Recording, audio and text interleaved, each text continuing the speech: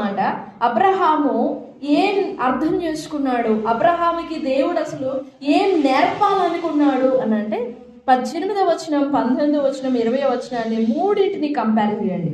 మరియు షాలేము రాజైన మెల్కీసెదెకు రొట్టెను ద్రాక్షరసమును తీసుకుని వచ్చిన నంబర్ 1 రొట్టె ద్రాక్షరసము. అతడు సర్వోన్నతుడగు దేవునికి యాజకుడు. నంబర్ 2 అబ్రాహామును ఆశీర్వదించి ఆకాశమునకు భూమికిని సృష్టికర్తయును సర్వోన్నతుడైన దేవుని వలన అబ్రాహాము ఆశీర్వదింపబడును గాక. 2 3 నీ శత్రువులను నీ చేతికి అప్పగించిన సర్వోన్నతుడగు దేవుడు స్తుతింపబడును గాక.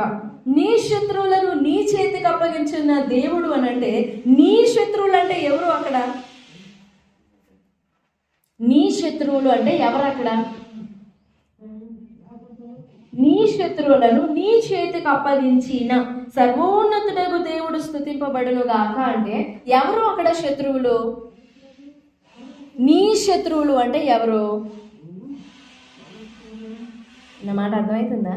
నీ శత్రువులు అంటే ఎవరు? అబ్రాహాము ఎవరితో యుద్ధం చేశాడు? రాజులతో. ఆ రాజులు ఎవరికి శత్రువులు? లోతుకి శత్రువులు. ఎవరికి శత్రువులు? మరి ఇక్కడ నీ శత్రువులు అంటే యుద్ధం లోతు కోసం, లోతు పక్షాన, లోతు కొరకు. శత్రువులు లోతుకి దోచుకొని పోయింది లోతుని. అప్పుడు శత్రువులు ఎవరికైతారు? లోతుకే కదా. అప్పుడు లోతు శత్రువులు అబ్రాహాము శత్రువులు ఎలాగయ్యారు? నీ శత్రువులు అని అంటే who are they? Are they the enemies of the future or are they the enemies of the past? Past is not and present is not, it is going to be future. నీ శత్రువులు ఎవరా? శత్రువులు నీ శత్రువులను నీ చేతికి అప్పగించిన సర్వోన్నతుడగు దేవుడు స్తుతింపబడును గాక. The blessing of Melchizedek is the prophetical one. మెల్కీసెదెకు అబ్రాహామునకు ఇచ్చిన ఆశీర్వాదం ప్రవచనాత్మకమైనది. It's not belonging to this present. ఆకాశానికి భూమికి సృష్టికర్త సర్వోన్నతుడగు దేవుడు స్తుతింపబడును గాక అని అంటే తరువాతి కాలాలలో దేవుడు అబ్రాహాము కొరకు చేయబోయే కార్యాలు, అబ్రాహాము జీవితంలో చేయబోయే కార్యాలను బట్టి నీతికి రాజు అయిన మెల్కీసెదెకు దేవుణ్ణి స్తుతిస్తున్నాడు. అబ్రాహాము శత్రువులు తరువాతి సంవత్సరాలలో ఎంతమంది శత్రువులు, ఎందరు శత్రువులు, వారందరిని బట్టి దేవుడు ముందుగానే అబ్రాహాము వద్దకు ఓ ప్రవచనాన్ని పంపిస్తున్నాడు. దేవుడు ముందుగానే అబ్రాహాము వద్దకు దేవుని ఆశీర్వాదమైన, దేవుని దీవెనైనా, దేవుని మాట అయినా, దేవుని ఏదైనా దేవుడు మనతో మాట్లాడినప్పుడు it belongs, sometimes it belongs to the present and sometimes it belongs to the past and sometimes it belongs to the future. పాత గడిచిపోయిన కాలానికి సంబంధించి ఉంటుంది, ప్రస్తుతానికి సంబంధించి ఉంటుంది, ఫ్యూచర్ భవిష్యత్ కాలానికి సంబంధించి ఉంటుంది. కానీ ఇక్కడ దేవుడు అబ్రాహాము దగ్గరికి పంపిన మాట భవిష్యత్ కాలానికి సంబంధించినది. ఏ కాలానికి? దేవుని మాట ఎప్పుడు కూడా ప్రవచనాత్మకమైనదే. ఉదాహరణ మీకు అర్థం అవ్వాలంటే ఒక చిన్న మాట చెప్తాను. ఇప్పుడు నీకు ఉద్యోగం లేదు, ఉద్యోగం ఉందా? లేదు. ఇప్పుడు నువ్వేమని ప్రార్థన చేస్తావు? ఉద్యోగం. నీకుండిన గవర్నమెంట్లో ఉన్న పోస్టులు నీకు అనవసరం, అవునా? పోస్టులు నీకు అనవసరం, వేకెన్సీస్ అనవసరం, నీ ఎలిజిబిలిటీ లెవెల్ అనవసరం, నీకు వచ్చే పర్సెంట్ ఎంత అనవసరం. ఇవన్నీ పక్కన పెడేసి దేవా నువ్వు నాకు అంతే ఉద్యోగం ఏమో. That means you are asking in a prophetical way that you need a job. Do you understand that? So whatever we pray, our prayer is prophecy. Our prayer is prophetical. Our word is prophetical. Whatever we do, whatever we pray for. నా మాట అర్థమైందా? నిజమేనా? నేను చెప్పింది రైటేనా? ఇప్పుడు ఉద్యోగం లేదు కానీ దేవుని దగ్గరికి వెళ్ళి తెలుసు పరిస్థితులు ఏమి సహకరించమని తెలుసు, వేకెన్సీస్ ఏం లేవని తెలుసు, ఈ దరిదాపుల్లో కూడా అలాంటి ఖాళీలు ఏం లేవని తెలుసు. కానీ దేవా నువ్వు నాకు ఒక ఉద్యోగం ఇవ్వు, దేవా నాకు ఒక ఇవ్వు, నాకు ఒక ఉద్యోగం ఇవ్వు. You are asking in a prophetical way. You know that there is nothing. నీకేం లేదని తెలుసు, నీకేం కనబడట్లేదని కూడా తెలుసు, కానీ దాని అంతటిని మించి అడుగుతావే, ప్రభా కొంచెం కృప చూపించేయ్యా. యు నో అక్కడ ఏం లేదని తెలుసు నీకు. దేవా నన్ను ముట్టయ్యా, అక్కడ అసలు పాసిబిలిటీ లేదని కూడా నీకు తెలుసు. విశ్వాసం ఎప్పుడు కూడా ప్రవచనాత్మకమైనదే. Praise the lord. దేవుని మాట ఎప్పుడు కూడా ప్రవచనాత్మకమైనదే. స్తోత్రం చెప్తాం. దేవుని మాట ఎప్పటికీ ప్రవచనాత్మకమైనదే. నువ్వు చేసే ప్రార్థన ఎప్పటికి కూడా ప్రవచనాత్మకమైనదే. నువ్వు అడిగేదల్లా ప్రవచనాత్మకమైనదే. దేవుని సన్నిధిలో దేవుడు ఆ విధంగా మనల్ని నడుపుతాడు. మనం ఒక్కలమేనండి అలా చేయగలిగింది, అవునా? భూమి మీద ఉన్న జనాంగం అంతట్లో కూడా మనం ఒక్కలమే అలా ప్రార్థన చేయగలిగింది. Because we know that God is the God of future. భవిష్యత్తుకు సంబంధించిన వాడు ఆయన. గతానికి సంబంధించిన వాడు కాదు ఆయన, భవిష్యత్తుకు సంబంధించిన వాడు ఆయన. So we believe and we pray to him. దేవా సహాయం చేయ్యా. You know there is no possibility, but you still choose to pray. అవునా? నా మాట అర్థమవుతుందా? దేవుని మాట ఎప్పుడు కూడా ప్రవచనాత్మకమైనదే. మరి ఈ భాగంలో అబ్రహాముకి దేవుడు ఏం ప్రవచనం చెప్పాలనుకుంటున్నాడు, ఏం నేర్పాలనుకుంటున్నాడు అని అంటే, మరి ఈ భాగం దేవుడు మాట్లాడినప్పుడు అర్థమైందో లేదో తెలియదు, కానీ తర్వాత 15వ అధ్యాయంలో దేవుడు టైం కేటాయించి, సమయం కేటాయించి మరీ నేర్పుతున్నాడు. అబ్రహ్మా నీకు తెలుసా, మొన్న మెల్కీసెదెకుని పంపించి నీతో మాట్లాడానే, ఆ మాట నీకు అర్థమైందా అని 15వ అధ్యాయం 1వ వచనం చూడండి. ఇవి జరిగిన తర్వాత, ఏవి జరిగిన తర్వాత? యుద్ధం అంతా అయిపోయినాక అబ్రహాము దగ్గరికి ఆశీర్వాదం పంపబడిన తర్వాత వదిలిపెట్టలేదంట. మర్మంగా వదిలిపెట్టేసేలేదు అబ్రహాముని. ఇవన్నీ జరిగిన తరువాత యెహోవా వాక్యము అబ్రామున దర్శనమందు వచ్చి, అబ్రామా నువ్వెందుకు భయపడుతున్నా, నేను అంత ఆశీర్వాదం ఇస్తే? భయపడకము, నేను నీకు కేడమును, నీ బహుమానము అత్యధికమగునని చెప్పాను. ఆ క్రిందకు వచ్చిన తరువాత చూడండి 8వ వచనం. 8 అతడు ప్రభువైన యెహోవా, ఇవంతా చెప్తున్నావు కదా, దాట్ ఈస్ నాట్ డిస్బిలీఫ్. అది నమ్మకం లేని జీవితం కాదు, విశ్వాస రహిత జీవితం కాదు. అది just he's asking how I'm going to inherit that. నాకు ఎలా జరుగుతుంది, నేను ఎలా దాన్ని అనుభవించబోతున్నాను. Just asking because it is a prophecy. So how I'm going to inherit that. నాకు సాధ్యమవుతుందా అని క్వశ్చన్ మార్క్ కాదు. నేను ఎలా నడిపించబడాలి దాని కొరకు, నేను ఎలా నడవాలి దాని కొరకు, నేను ఎలా ముందుకెళ్ళాలి దాని కొరకు, నేను ఎలా ప్రార్థించాలి దాని కొరకు. అది అవిశ్వాసం కాదు. ఇప్పుడు వాగ్దానం పొందేవు కదా, నేను ఎలా అనుభవించాలి దాన్ని, దేవా నన్ను నడిపించు. నేను ఎలా నడవాలి దాని కొరకు, దేవా నన్ను నడిపించు. అప్పుడే ఆ ప్రవచనాత్మకమైన మాట నీ కొరకు నెరవేరుతుంది. నువ్వు అలా అడగలేకపోతే అది నెరవేరదు. You have to walk in that. నువ్వు దానిలో నడవాలి, దాన్ని అనుసరించాలి. ఎంత చక్కగా నేర్పాడు చూడండి. ప్రభు అయిన యెహోవా, నేను దీన్ని స్వతంత్రించుకొనేదనని నాకు ఎట్లు తెలియను అని అంటే, సరే నీకు అర్థం కాలేదు కదా, రా 9వ వచనం. 3 ఏండ్ల పెయ్య, 3 ఏండ్ల మేక, 3 ఏండ్ల పొట్టేలు, ఒక తెల్లగువ్వ, ఓ పావురం పిల్ల నా దగ్గర తీసుకుంటా, నేను నీకు ఎట్లా చెప్పాలో క్లియర్గా నేర్పిస్తానన్నాడు. ఎంత దయ కలిగిన దేవుడండి ఆయన. నాకు ఎలా తెలుస్తుంది అని అంటే, సరే నీ కడుపున బిడ్డ పుట్టేంత వరకు నువ్వు మోగవానివి అయిపోతావు అన్నాడు. అలాగనలా అబ్రామ్ని. ఇది ఎలా సాధ్యమవుతుంది అని నన్ను అడగలా. బికాస్ హీ విత్ ఫెయిత్, దాని ముందు వచ్చినలో ఉంటుంది చూడండి, అతడు యెహోవాను నమ్మెను.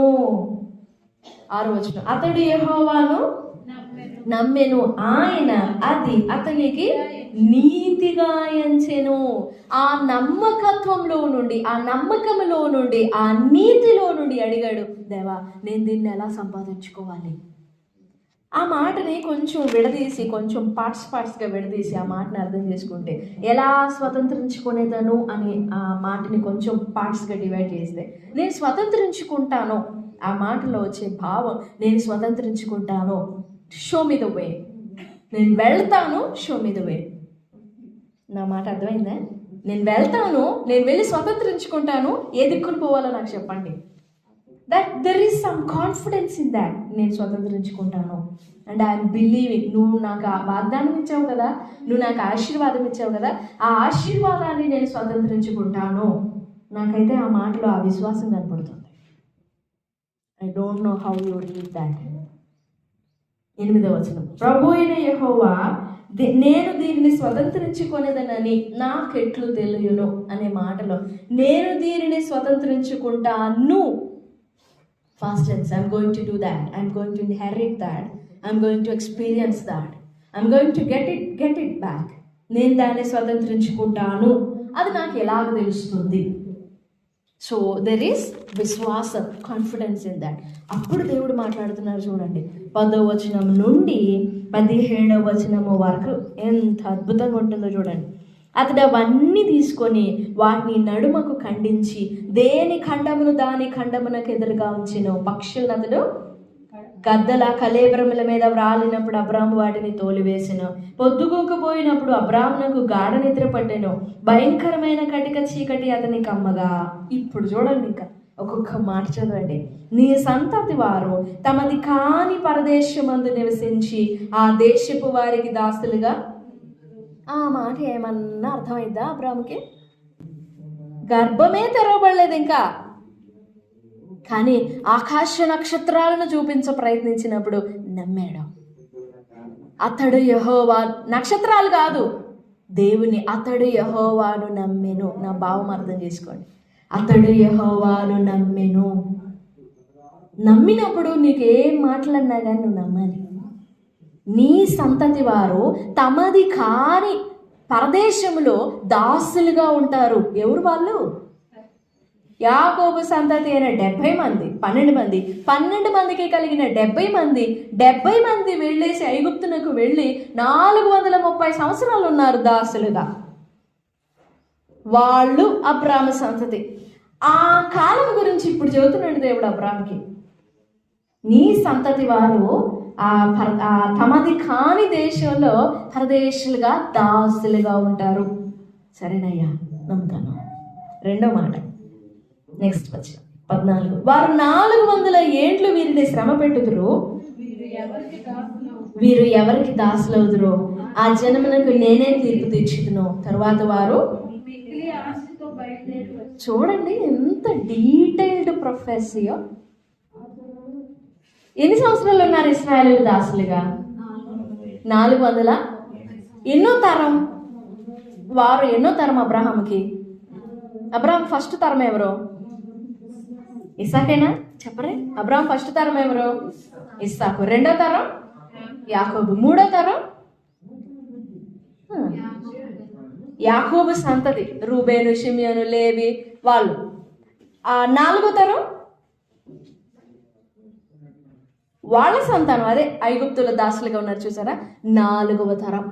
వారు స్టార్టింగ్ పాయింట్ నుండి, దాసులుగా ఉండే ఆ స్టార్టింగ్ పాయింట్ నుండి ఆ దాసత్యం అంతా అయిపోయిన తర్వాత 430వ సంవత్సరం చివరి దినం, చివరి గడియలో దేవుడు వాళ్ళని ఎలా తీసుకువస్తాడో కూడా ముందుగానే చెప్పేసినాడు. అంటే మనకు అర్థం కావాలంటే జనవరి 1 నుండి డిసెంబర్ 31వ తారీఖున ఏం జరుగుతుందో కూడా చెప్తున్నాడు. నమ్ముతావా?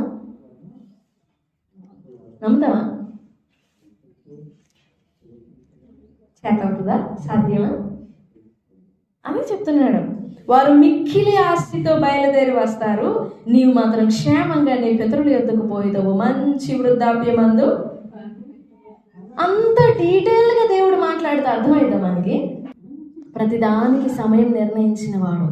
సో ఒక విశ్వాసి దేవుని కాలాన్ని తెలుసుకోవాలి. దేవుని ఆశీర్వాదం మన జీవితంలో నెరవేరాలంటే, ఫైనల్ పాయింట్, లాస్ట్ పాయింట్, దేవుని ఆశీర్వాదం మన జీవితంలో నెరవేరాలి అంటే, అదే దేవుని ప్రవచనం మన జీవితంలో సంపూర్ణం కావాలి అని అంటే, దేవుని ఆలోచన మన జీవితంలో సంపూర్ణం కావాలి అని అంటే, firstly God makes our flesh die. He destroys our flesh. After that, when we come to know that our flesh is dead, when we come to know that our flesh is useless, and then He'll make His work on. దేవుని ఆలోచన, దేవుని దీవెన, దేవుని ఆశీర్వాదం, దేవుని ప్రవచనం నీ జీవితంలో నెరవేర్చబడాలి అని అంటే దేవుడు నీ శరీరాన్ని చంపాలి.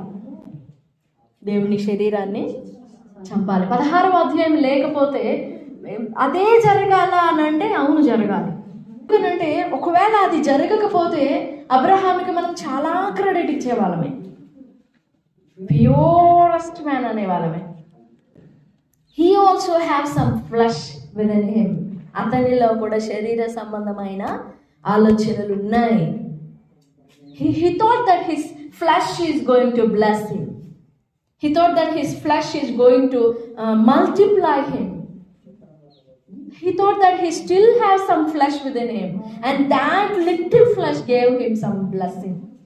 ఏదో 86 ఏండ్ల వయసు, 86 వయసులో కూడా నాలో జీవం ఉన్నది అనుకునే అవకాశాలు ఉన్నాయి.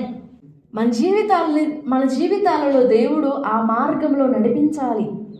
నేను కాదు దేవా నువ్వే అని నువ్వు చెప్పగలిగే మార్గంలో నడిపించాలి. ఒక్కోసారి నువ్వు అలా చెప్పాలంటే నిన్ను చాలా విరచాల్సి ఉంటుంది. అలా విరగొట్టిన తరువాత అప్పుడు ప్రాణం ఉండదు, చూసావా? ప్రాణం ఎక్కడో రవ్వంత ఉంటుంది. దేవా ఇంకా నువ్వేనయ్యా సర్వం అంటావే, నిన్ను అలాగ ఒప్పించి అప్పుడు నిన్ను బయటకు తీసుకొస్తాడు. Not all times we confess, we don't commit ourselves, we don't surrender in all times. Because of that, God has to make us walk through some very, very, very, very much of painful ways. చాలా నొప్పి కలిగించే పరిస్థితుల్లో దేవుడు మనల్ని నడిపించాడు. ఇప్పుడు మనం అబ్రాహాము ఎందుకు అంత దోషం చేశాడని ప్రశ్నించమా? అబ్రాహాము ఎందుకు అలా అవిశ్వాసపడ్డాడు, ఎందుకు అలా మార్గం తప్పాడని మనం అంటాం కదా. తర్వాత తను గ్రహింపు వచ్చిన తర్వాత అబ్రాహాము ఎంత పశ్చాత్తాపడి ఉంటాడు, తను ఎంత నిందించుకొని ఉంటాడు. నేనా దేవుని వాగ్దానంలో నుండి తొలగిపోయింది అని తను ఎంత చేదరించుకొని ఉంటాడు. ఆ చేదరింపగలగాలి నీలో నాలో, మన శరీరం మీద. ఇంత దరిద్రమైన ఆలోచన ఏంటి, ఇంత బుద్ధి లేని నా క్రియలేంటి ఇలాగున్నాయని ఎంత చుట్టుకుని ఉంటాడు తన శరీరాన్ని.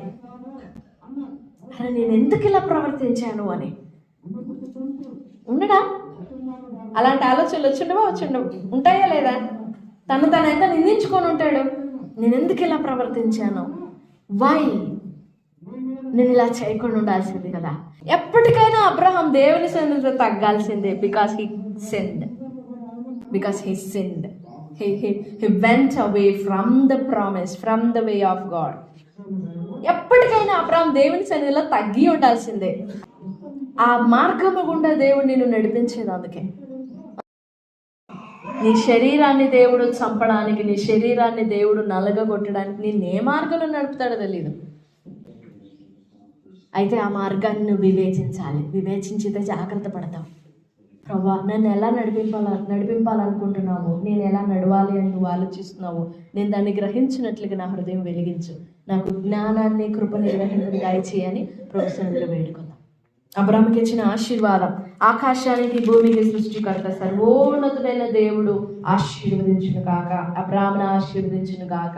నీ శత్రువులను నీ చేతికి అప్పగించిన సర్వోన్నతుడైన యెహోవా స్తుతింపబడును గాక. అబ్రాహాము జీవితంలో స్తుతింపబడ్డాడా? స్తుతించబడ్డాడు. అబ్రాహామును దేవుడు ఆశీర్వదించాడు. నిన్ను నన్ను దేవుడు ప్రవచనాత్మకమైన ఆశీర్వాదము గుండా నడిపిస్తాడు. దాన్ని వివేచించే జ్ఞానం, వివేచించే గ్రహింపు కృప మనకు అందరికీ కావాలి అని వేడుకుందాం. దేవుడి మాటలన్నీ మన ఇంటిలో దీవించును గాక. ఆమేన్.